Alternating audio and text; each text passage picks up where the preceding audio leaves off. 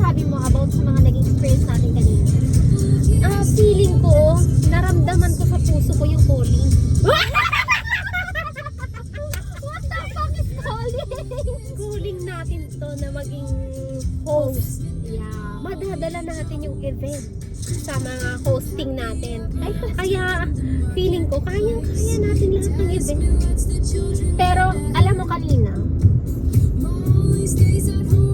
yung mga bisita kanina, go na go din naman sila. Oo, go na go. Yes! Ay, Yes naman. naman! Yes! So, hindi.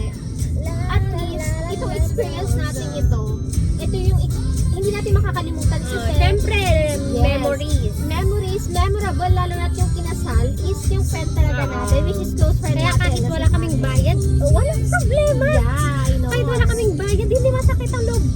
Kahit wala kaming bayad, yun pala. Oo, actually, good experience. Oo. Oo. And then, kanina, alam mo ba, may nangalanan kami doon sa kasal MC? kani. We are the MC Duo! So, tangina. So, yun naman ang naging experience namin kanina. All in all, okay naman. Pero kanina, nagkaroon lang ng slight problem kasi nung nag-lunch na kami, doon na din ako tinamad. So, buti na lang, ito yung nag-adlib.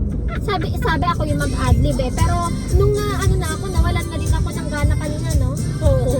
Oo, kaya siya rin nag-adlib. Buti na lang, energetic siya. Nabuhay ako Nabuhayan siya kanina. Pero, all in all, parang humabol din naman ako kanina. Oo. Humabol ako. Nabuhay naman tayo. Nabuhay din naman tayo.